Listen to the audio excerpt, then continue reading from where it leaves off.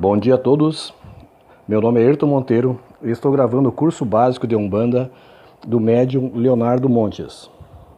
Hoje lerei o capítulo 7, O Espiritismo.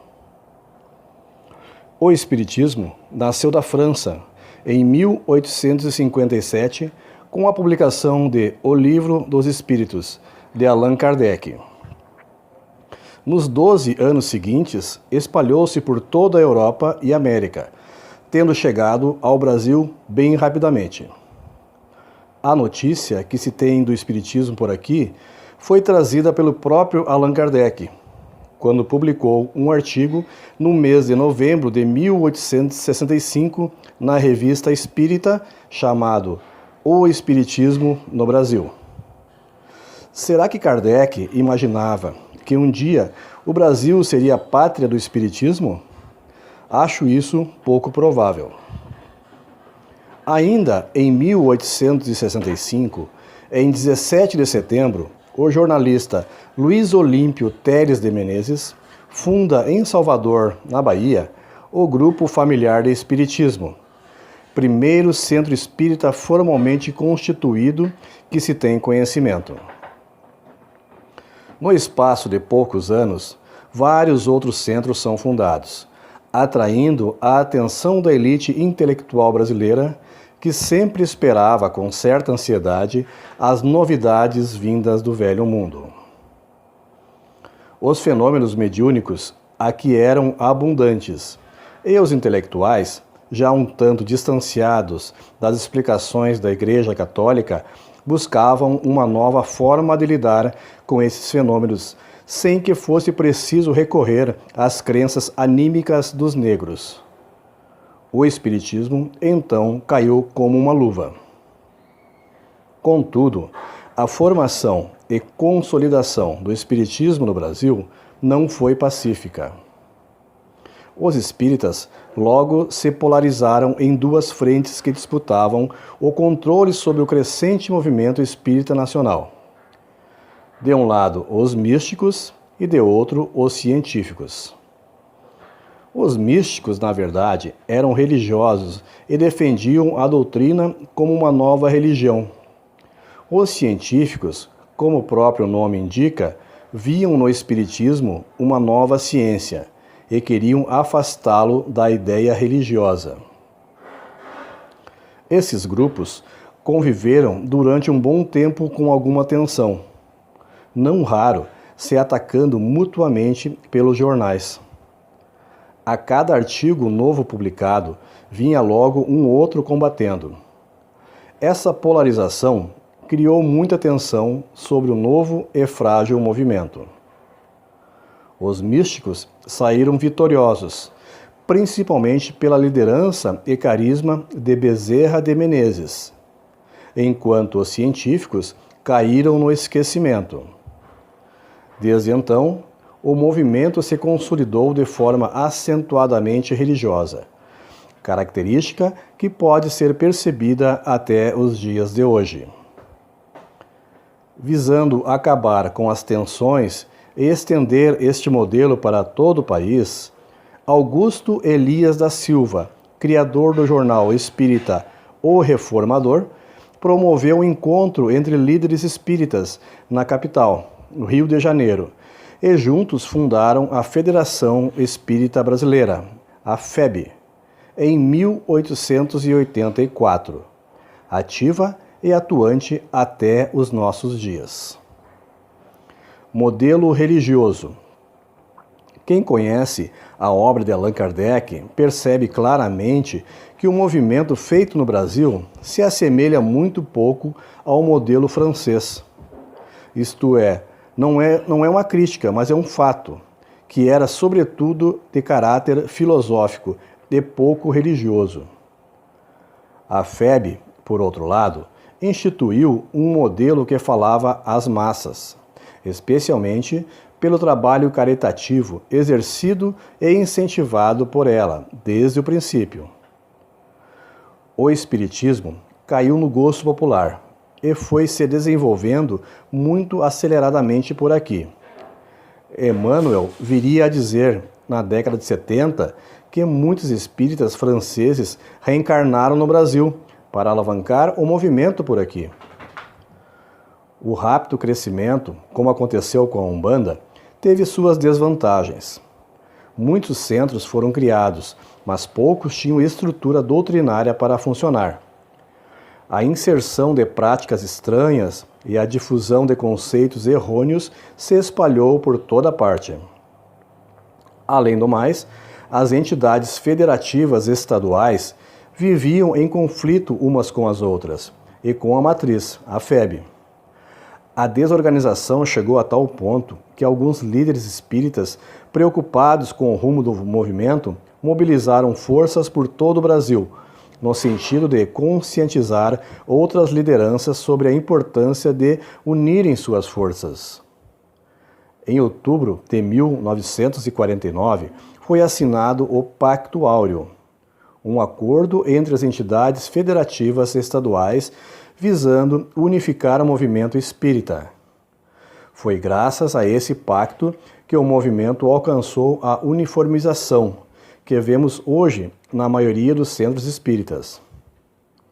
Popularidade. O espiritismo caiu no gosto popular. Era uma religião vinda da Europa, especialmente da França, país que gozava de muita estima na época. A elite intelectual aderiu. Os livros foram publicados. O povo adorou. Os trabalhos de caridade, o receituário mediúnico, as psicografias chamaram a atenção de todo mundo.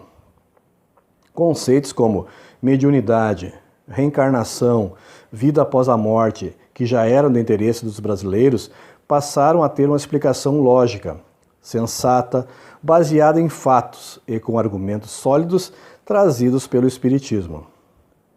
Assim, a doutrina se enraizou de forma tão profunda que mesmo pessoas que, de outras crenças, não raro, acreditavam em seus princípios, embora não a professassem. O Espiritismo se difundiu tanto que se tornou sinônimo de espiritualismo. Assim, ao invés de se dizerem espiritualistas, as pessoas que de alguma forma tinham alguma crença na existência de algo além da matéria, diziam-se espíritas. Tudo que envolvia a mediunidade ou espíritos passou a ser chamado de espiritismo, mesmo sem o ser de fato. Esta visão, de certa forma, foi embasada pelo próprio Kardec, quando escreveu o Livro dos Médiuns, que o espírita era aquele que crê na manifestação dos espíritos. Este conceito, generalizando-se pelo Brasil, trouxe inúmeros inconvenientes, pois muitos brasileiros acreditavam na manifestação dos espíritos sem necessariamente serem adeptos do espiritismo. Assim, cartomantes passaram a se dizer espíritas, umbandistas passaram a se dizer espíritas, e praticamente qualquer pessoa com qualquer ligação espiritual passou a se definir como espírita, e isso é perceptível ainda hoje. O problema é que na época em que Kardec escreveu suas obras, não havia nenhum segmento que pudesse se apropriar desse conceito, já que havia basicamente apenas as igrejas cristãs na Europa. Aqui, porém, a história foi outra. Esta é uma das razões pelas quais muitos terreiros de Umbanda se dizem centros espíritas. Contudo, voltaremos a este assunto mais tarde. Espiritismo e Umbanda. Uma das coisas que mais me impressionou quando comecei a estudar sobre a Umbanda foi conhecer as ligações que a mesma possuía com o Espiritismo. Mesmo tendo permanecido tanto tempo no meio espírita e estudado tão bem sua história, eu nunca havia lido sequer um autor espírita que mencionasse uma ligação histórica entre Espiritismo e Umbanda. E com pesar, devo dizer que acredito que isso tenha ocorrido de forma proposital. Não interessava aos líderes espíritas na época ter o movimento associado com qualquer outra prática religiosa, especialmente a Umbanda, que ao fazer uso de elementos de trabalho sempre causou abominação aos espíritas mais conservadores.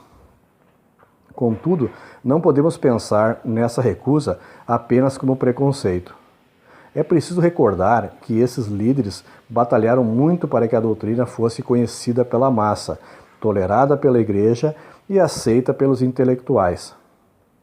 Obviamente, isso não era fácil e não os ajudava em nada a ter que lidar com uma multidão de pessoas que se definiam como espíritas e chamavam suas instituições de centros espíritas sem de fato atuarem conforme o modelo espírita, e especialmente o modelo religioso do espiritismo no Brasil. É claro que houve outras razões para os umbandistas se definirem como espíritas, contudo, abordaremos isto em outro momento. Influências. As principais influências do espiritismo sobre a Umbanda foram em relação aos estudos sobre mediunidade, reencarnação e moral cristã. O próprio Caboclo das Sete Encruzilhadas, através do regimento interno da tenda Nossa Senhora da Piedade, recomendava o estudo de O Livro dos Espíritos, O Livro dos Médiuns e de O Evangelho segundo o Espiritismo, todos de Allan Kardec. E certamente o caboclo sabia o que estava fazendo, já que essas obras são realmente essenciais para o estudo da mediunidade, reencarnação, vida após a morte e também do Evangelho, não sendo superadas ainda hoje. Aliás, o próprio termo médium, amplamente usado no meio umbandista, é uma herança direta da influência espírita. As primeiras casas de Umbanda trabalhavam de forma bem diferente do que se verifica hoje, sendo comum que houvesse uma grande mesa central, onde os médiuns recebiam os obsessores antes das consultas, num molde muito semelhante ao que se fazia nas sessões espíritas públicas do início do século XX.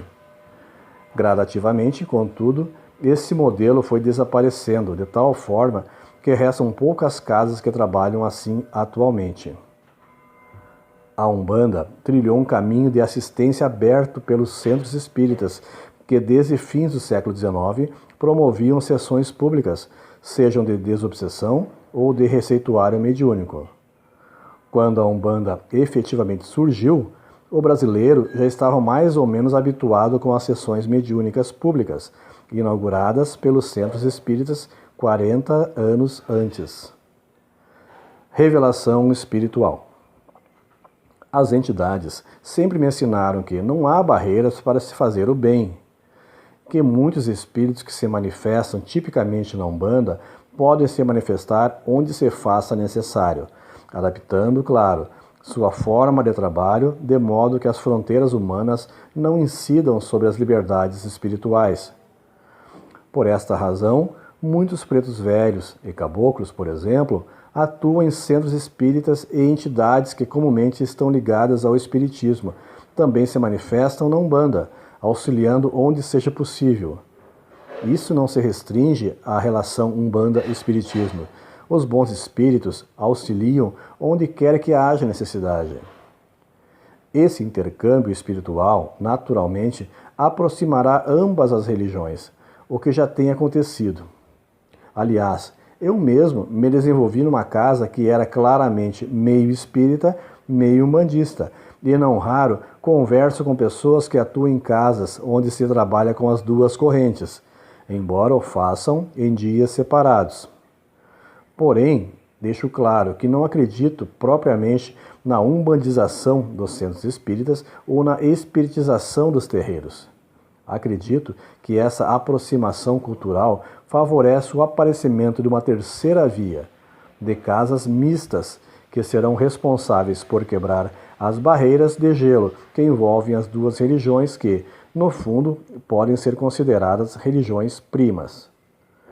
O velho sempre me ensinou: o espiritismo precisa ser menos rígido e a Umbanda mais pé no chão. Conclusão.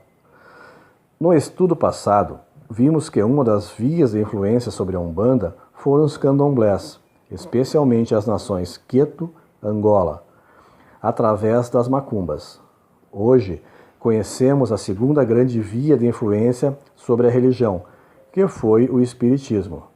Através de seus estudos sobre a mediunidade, reencarnação e dos evangelhos. No próximo estudo, conheceremos a última grande via de influência. Houve outras menores, que foi o sincretismo com o catolicismo. Essas três influências, africana, espírita e católica, foram fundamentais para delinear a Umbanda, e é por esta razão que considero inadequado se referir à mesma como uma religião afro-brasileira, pois a contribuição do espiritismo e do catolicismo foram fundamentais para estruturá-la. Ao invés disso, prefiro dizer religião brasileira, onde crenças afro, espíritas e católicas se encontraram e deram-se as mãos em prol de um bem maior. Muito obrigado a todos e até a próxima aula.